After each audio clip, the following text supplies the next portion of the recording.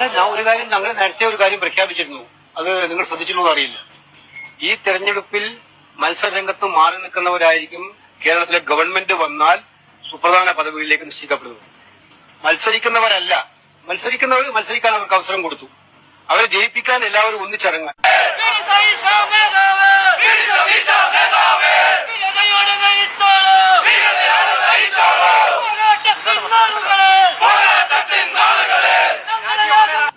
തൂക്കി ത്രിവർണ കരങ്ങളാലെ തൂക്കി ത്രിവർണ കരങ്ങളാലെ. ഏതായാലും ഒരിക്കലും കേരള ജനത പ്രതീക്ഷിച്ചിട്ടില്ല 2 ഇലക്ഷൻ ഉണ്ടാവും എന്നുള്ളത്. അസംബ്ലി തെരഞ്ഞെടുപ്പ് കഴിഞ്ഞു, ജയവും കഴിഞ്ഞു, പരാജയവും കണ്ടു. ഏതായാലും ഇങ്ങനൊരു ട്വിസ്റ്റ് ആരെങ്കിലും ചിന്തിച്ചിരുന്നോ? ഏതായാലും മനസ്സിന്റെ ഉള്ളില് പല ആളുകൾക്കുണ്ടായിരുന്നു. പക്ഷെ ഇത് ഇത്രമാത്രം വിപ്ലവം പൊട്ടിപ്പുറപ്പെടും എന്ന് ഒരിക്കലും സ്വപ്നത്തിൽ പോലും കരുതിയിട്ടുണ്ടാവില്ല. ഭരണം തുടങ്ങുന്നതിന് മുമ്പ് തന്നെ പരാജയം പ്രഖ്യാപിക്കുന്ന UDF-ന്റെ സംവിധാനമാണ് നമ്മൾ കണ്ടുകൊണ്ടിരിക്കുന്നത്.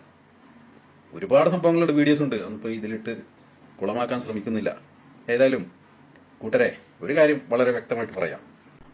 നമ്മുടെ KC വേണുഗോപാൽ മുഖ്യമന്ത്രിയാണെന്ന് വിചാരിക്കുക.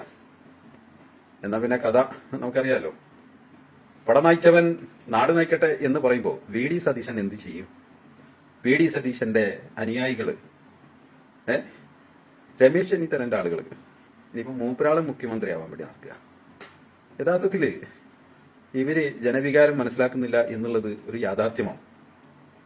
ഏതൊരു പാർട്ടി അപ്പുറത്തെ ചേരിയിലുള്ളവനാണെങ്കിലും സ്വാഭാവികമായിട്ടും നമ്മളൊക്കെ കാണുന്ന ഒരു രീതിയുണ്ടല്ലോ.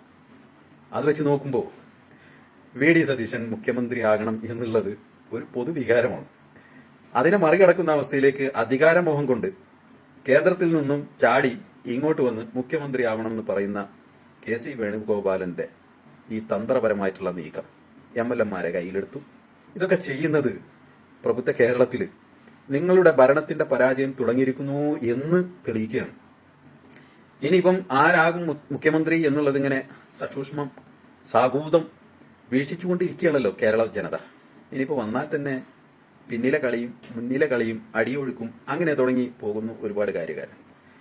ഈ കേരള ജനതയോട് ഒരുപാട് വാഗ്ദാനങ്ങൾ കൊടുത്തത് VD സതീശനാണ് എന്നല്ലാതെ KC വേണുഗോപാലും രമേശ് ചെന്നിത്തലയും ഒന്നും അല്ല കൂടുതലായിട്ട് പറഞ്ഞിട്ടുള്ളത്. കൃത്യവും വ്യക്തവുമായിട്ട് VD സതീശൻ വന്ന് ജനങ്ങളോട് അഭിസംബോധന ചെയ്ത് UDF ഭരണത്തിൽ വന്നാൽ എന്തു ചെയ്യും, എങ്ങനെയാണ് ഭരണം എന്നുള്ളതൊക്കെ പുതിയ അവരുടെ മാനിഫെസ്റ്റോ തയ്യാറാക്കി ജനങ്ങളോട് പറഞ്ഞത് VD സതീശനാണ്. ആ VD സതീശനെ ഒരു മൂലയ്ക്ക് ഇരുത്തി മറ്റുള്ളവർ വന്ന് മുഖ്യമന്ത്രിയായി ഭരിക്കാമെന്ന് പറയുന്നത് പരാജയത്തിന്റെ തുടക്കമാണ് മക്കളെ, ഒരു സംശയം വേണ്ട കേട്ടോ.